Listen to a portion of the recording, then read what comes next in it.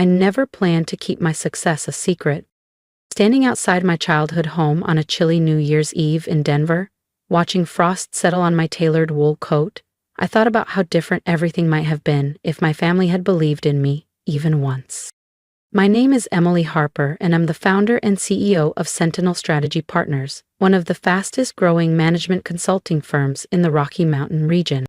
But to my family, I'm still just the reckless daughter who walked away from a secure position at Hamilton and Crow 4 years ago to chase a pipe dream.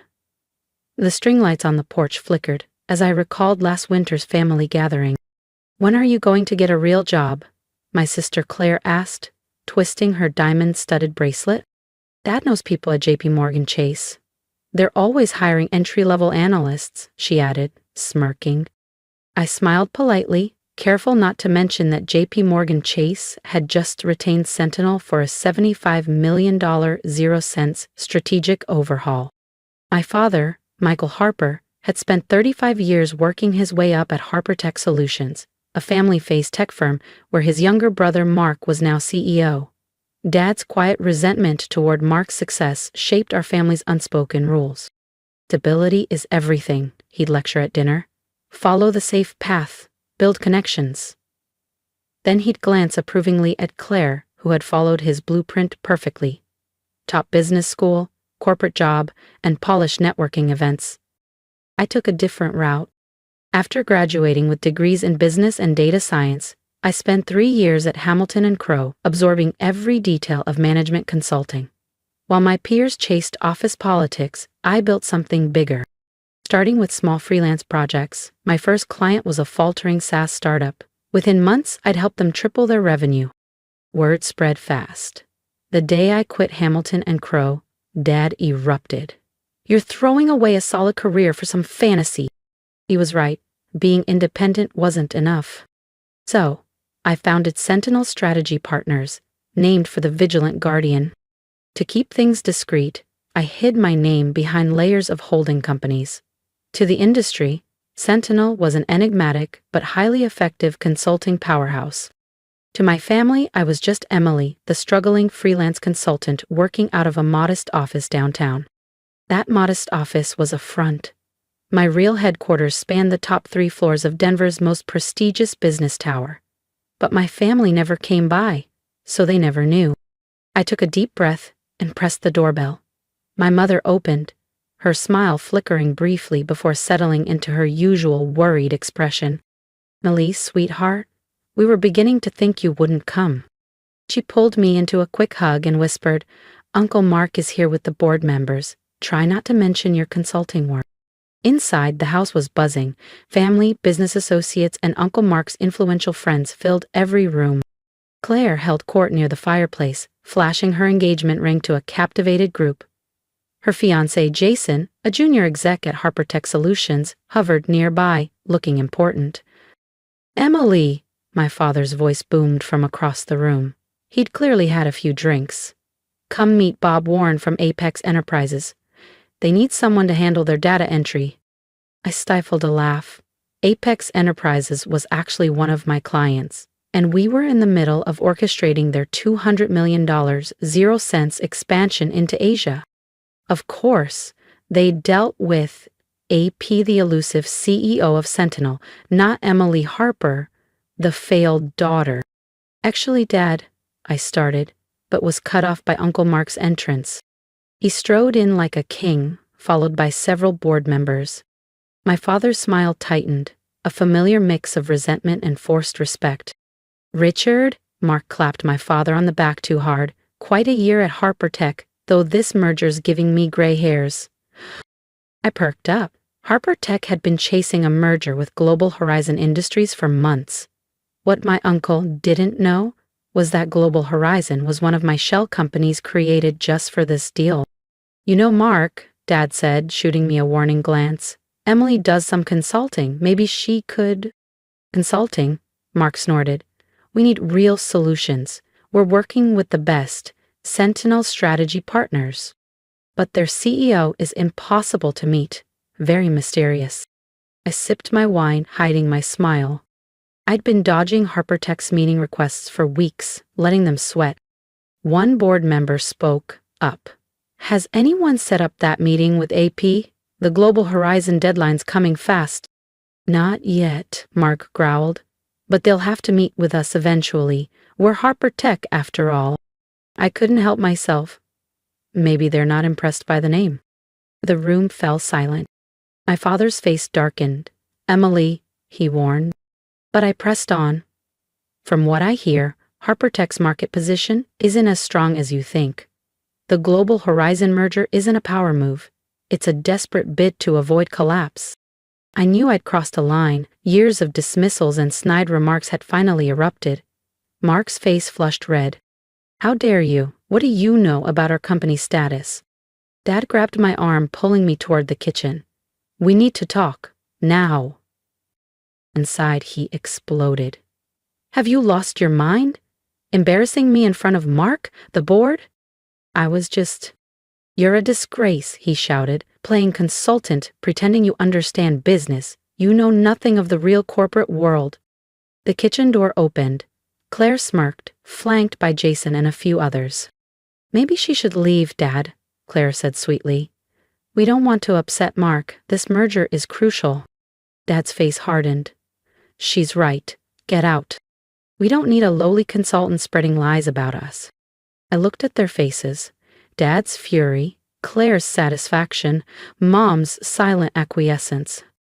5 years of hiding, letting them think I was a failure, all led here. Fine, I said quietly, grabbing my coat. But remember this moment. Tomorrow will be interesting. Is that a threat? Jason sneered. What could I do? I smiled, thinking of the merger documents on my desk, waiting for my signature, not as Emily Harper, but as EP CEO of Sentinel Strategy Partners. "Merry Christmas," I said, stepping into the snowy night. They had no idea their world would change tomorrow. The next morning, I arrived at Sentinel's headquarters before dawn. The city slept, but our top floors buzzed. "Good morning, Miss Phoenix." Emma, my executive assistant, greeted me. One of 3 people who knew both sides of my life. The Harper Tech delegation is scheduled for 10 a.m. Your uncle has called 4 times already, trying to move it earlier. I smiled, settling into my office. The entire floor was designed to project power. Floor-to-ceiling windows overlooking Denver's skyline. Modern art worth millions. And at the center, my desk. Crafted from a single slab of rare black walnut. This was where I truly belonged, not in my father's kitchen being told I knew nothing about business. How many are coming? I asked, reviewing the merger documents. 8, Emma replied. Mark Harper, 4 board members, their CEO. She hesitated. And your father and Claire. Mr. Harper insisted on bringing his head of strategic planning and her fiancé. Of course he did. Claire had just been promoted to that position last month. Another example of Harper Tech nepotism. I took a deep breath, recalling last night's humiliation. Emma, call Gregory at Global Horizon. Tell him to be ready. She nodded. Gregory ran Global Horizon, my shell company, and knew exactly what role to play in today's drama. At 9:45, Emma's voice came over the intercom. They're here, early, as expected. Let them wait 15 minutes, I instructed. Then bring them to the main conference room. I used those 15 minutes to study myself. The moment I stepped into that room, everything would change. At exactly 10 a.m., I heard their footsteps. Through the frosted glass, I saw them, Mark pacing impatiently, Dad sitting stiffly, Claire whispering to Jason. I straightened my Armani suit, checked my reflection one last time, and opened the door. Silence fell. Mark recovered first. What is this? Where is EP? We came to meet the CEO of Sentinel. I walked calmly to the head of the table. You are? Mark asked. I am EP, Emily Parker, CEO of Sentinel Strategy Partners. I smiled. Though you might know me better as Emily Harper. This is impossible, Dad whispered. Claire stood so fast her chair toppled. This is a joke. She's lying, just a small-time consultant. I spoke quietly but firmly, and she sat immediately. Emma, Please distribute the packages. If Emily's bold move caught your attention, there's so much more ahead. Moments of truth, power shifts, and unbreakable resolve. Subscribe now to follow her journey, and don't miss the next chapter of this unstoppable rise. Emma handed each person a thick folder containing detailed analyses of HarperTech's financial status, market vulnerabilities, and my proposed merger terms.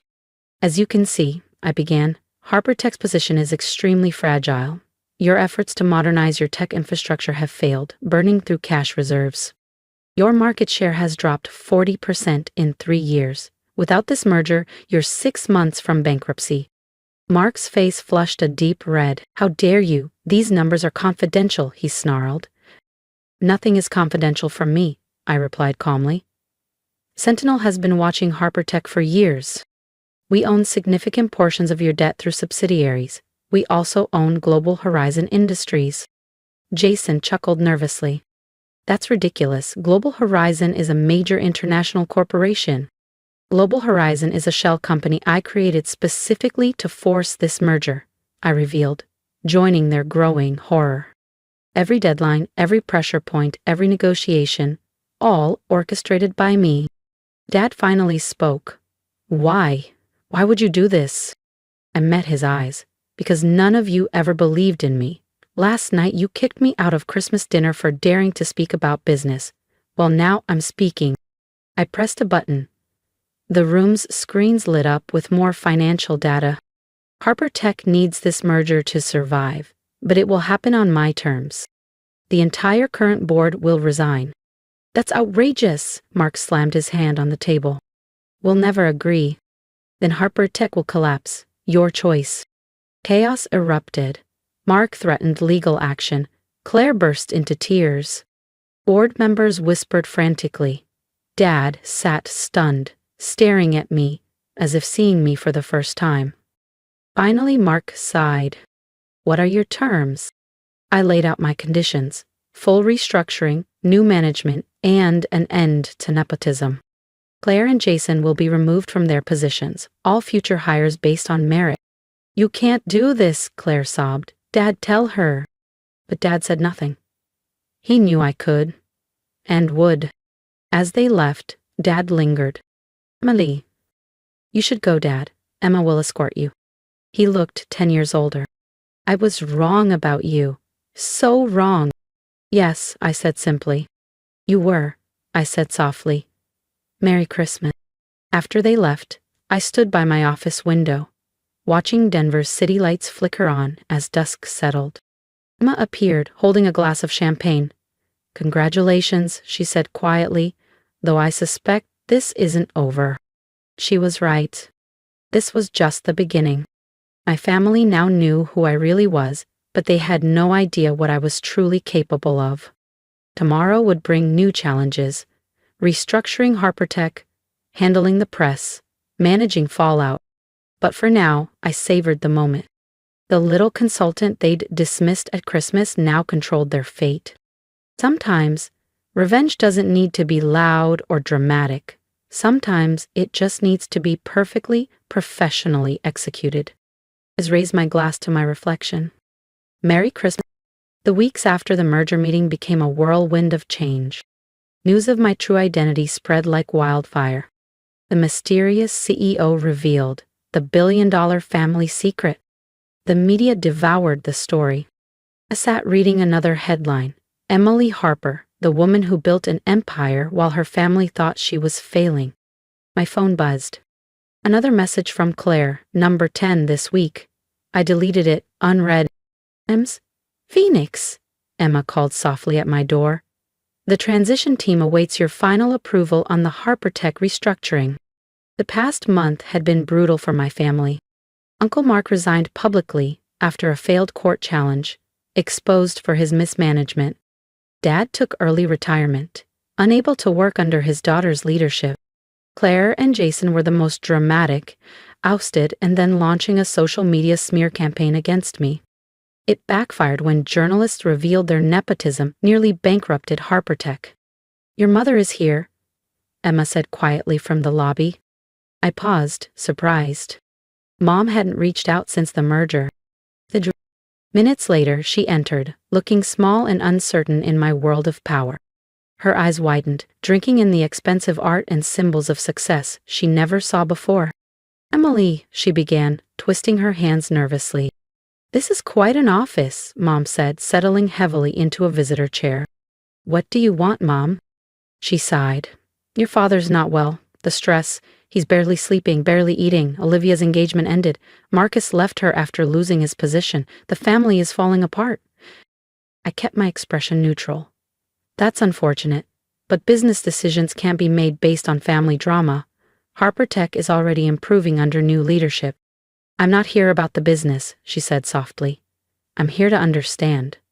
Watching you work so hard all these years, thinking you were struggling, why didn't you tell us?" I laughed, but it wasn't a happy sound. "Tell you? Every achievement I had was dismissed. When I made my first $1 million, you were too busy celebrating Claire's promotion to notice I bought a new car. When I acquired my first major company, you told me to apply for an entry-level job at Harper Tech. We were trying to help," she said. "No," I cut her off. "You were trying to force me into your narrow idea of success." "Did you know," I continued, "while you mocked my little consulting business, I was building one of the largest firms in the country?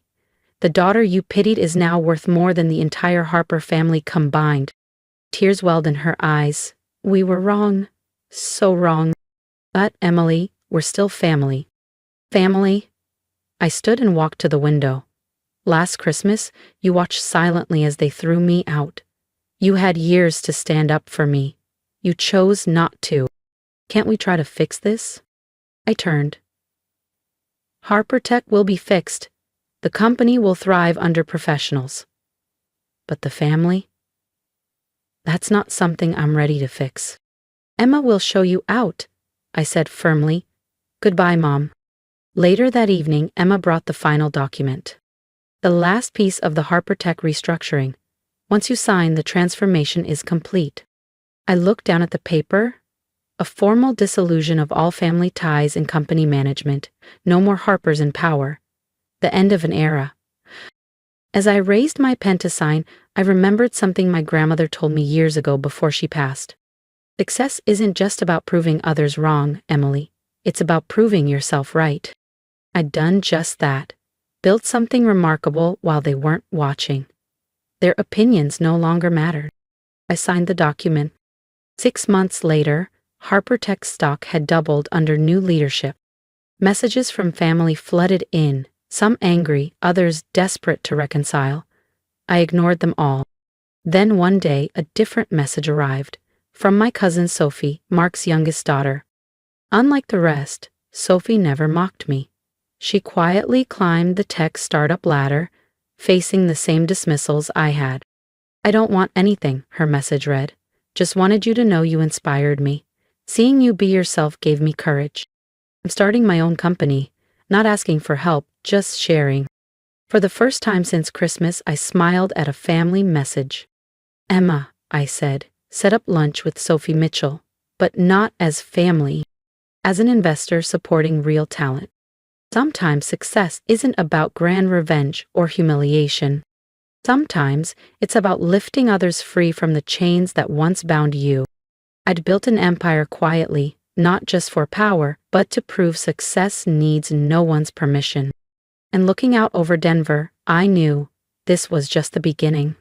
The little consultant they dismissed had taken control of her destiny. That was worth more than any merger. If Emily's journey has inspired you, I'd love to hear your thoughts. What advice would you give to someone fighting to prove their worth against all odds? Drop a comment below and share your story or encouragement. Remember, success isn't just about showing others. It's about believing in yourself when no one else does. Keep pushing, stay focused, and don't let anyone else define your path. Together, we can uplift each other and turn challenges into triumphs. Your support means the world. So join me on this journey by subscribing and staying connected for what's next.